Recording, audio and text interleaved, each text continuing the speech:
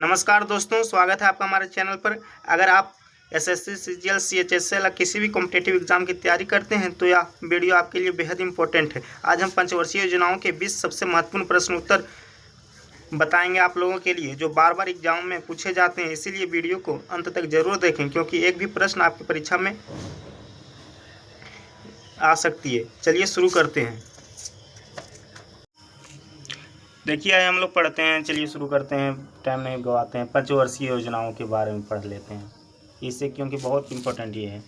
पहला प्रश्न देखते हैं।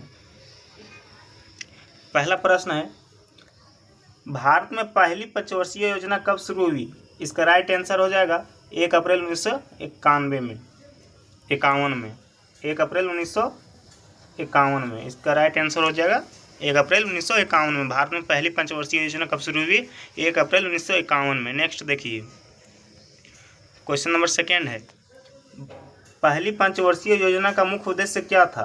पहली पंचवर्षीय योजना का मुख्य उद्देश्य क्या था? कृषि और सिंचाई का विकास। अर्थात पहली पंचवर्षीय योजना का मुख्य उद्देश्य था कृषि और सिंचाई का विकास करना। नेक्स्ट देखिए, क्वेश्चन नंबर 3 है, पहली पंचवर्षीय योजना किस मॉडल पर आधारित थी? इसका राइट आंसर होगा हेरोड-डोमर मॉडल। पहली पंचवर्षीय योजना किस मॉडल पर आधारित था? Herod-Domar model. नेक्स्ट देखिए, दूसरी पंचवर्षीय योजना किसके मॉडल पर आधारित था? इसका राइट आंसर होगा महालनोबिस मॉडल। आप लोगों को ये सब याद रखना है, बहुत जरूरी है कि दूसरी पंचवर्षीय योजना किसके मॉडल पर आधारित थी। राइट आंसर होगा महालनोबिस मॉडल। नेक्स्ट देखिए, क्वेश्चन नंबर 5 है, दूसरी पंचवर्षीय योजना का मुख्य उद्देश्य क्या था?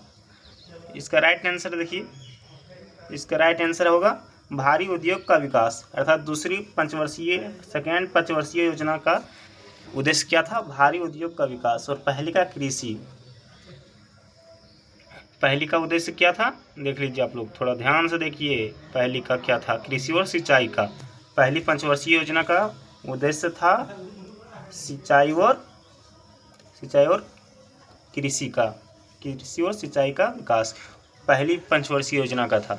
और दूसरी का भी हम बताएं आप लोगों का कि दूसरी पंचवर्षीय योजनाओं का मुख्य उद्देश्य क्या था? भारी उद्योगों का विकास।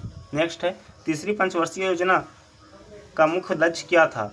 इसका लक्ष्य क्या था तीसरी पंचवर्षीय योजनाओं का? इसका राइट आंसर हो जाएगा आत्मनिर्भरता और कृषि विकास। अर्थात थर्ड का जो 5 ईयर प्लानिंग था, उसका लक्ष्य का बात करें तो उसका लक्ष्य था आत्मनिर्भरता और कृषि विकास। नेक्स्ट देखिए, क्वेश्चन नंबर 7 है, योजना अवकाश कब रहा? 1966 से 69 तक।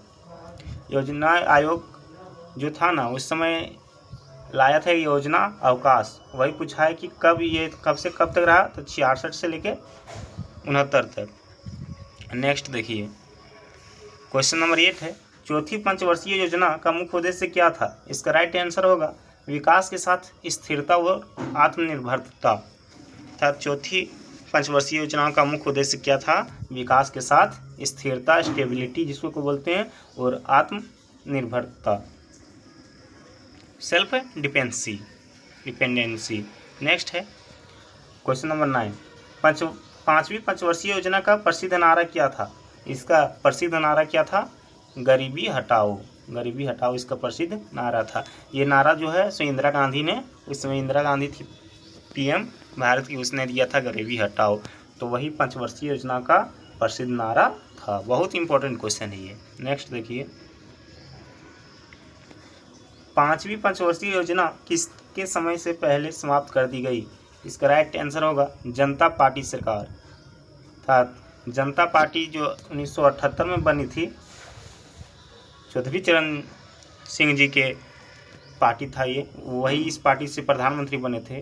तो पांचवी पंचवर्षीय योजना किसके समय से पहले समाप्त कर दी गई? जनता पार्टी की सरकार से, जो चौधरी चरण जी की सरकार बनी थी 1978 में। नेक्स्ट है, छठी पंचवर्षीय योजना कब शुरू हुई? छठा पंचवर्षीय योजना 1980 में शुरू हुआ।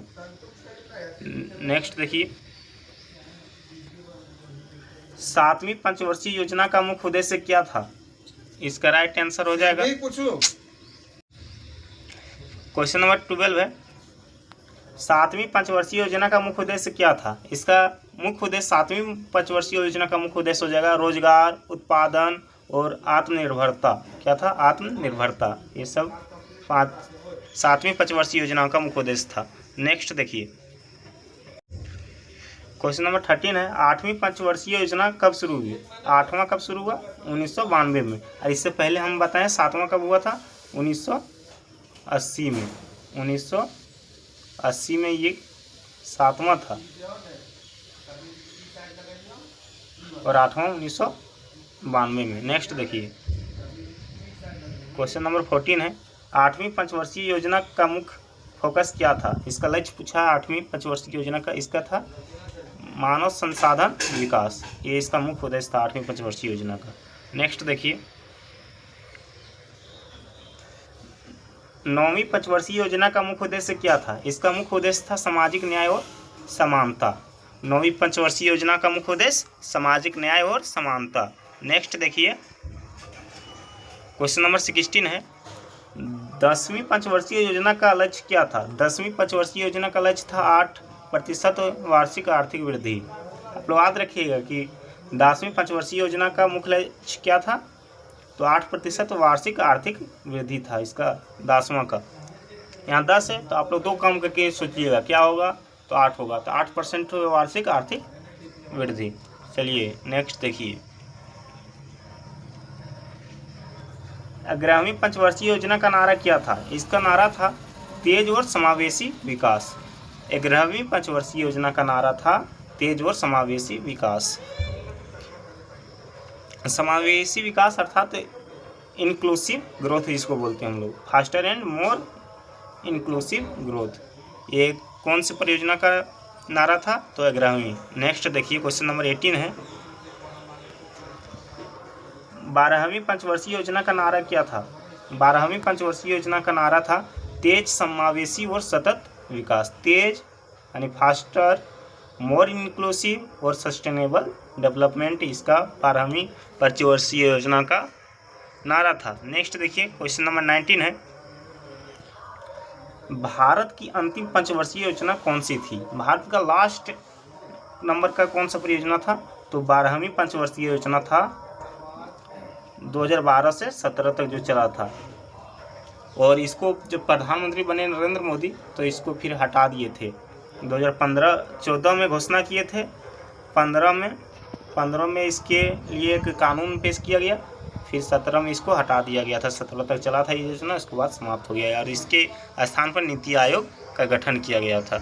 नेक्स्ट देखिए, नेक्स्ट और लास्ट क्वेश्चन है, पंचवर्षीय योजनाओं का स्थान किस संस्थान ने लिया?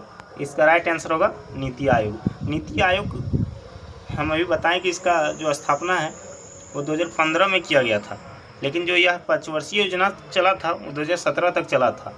तो देखिए नीति आयोग योजना आयोग के स्थान पर आया, जिसकी स्थापना 1 जनवरी 2015 को हुई थी। और लेकिन जो पंचवर्षीय योजना जो चल रहा था 2012 से लेकर 2017 तक चला था। उसके बाद से ये योजना समाप्त हो गया और इसके साथ स्थान पर नीति आयोग का गठन किया गया और उसके अकॉर्डिंग अब भारत का अर्थव्यवस्था, आर्थिक गतिविधियां संपन्न होती है। वीडियो पसंद आई तो लाइक, शेयर और सब्सक्राइब जरूर करें। बेल आइकन दबाना ना भूलें। मिलते हैं अगली वीडियो में एक और महत्वपूर्ण टॉपिक के साथ। धन्यवाद।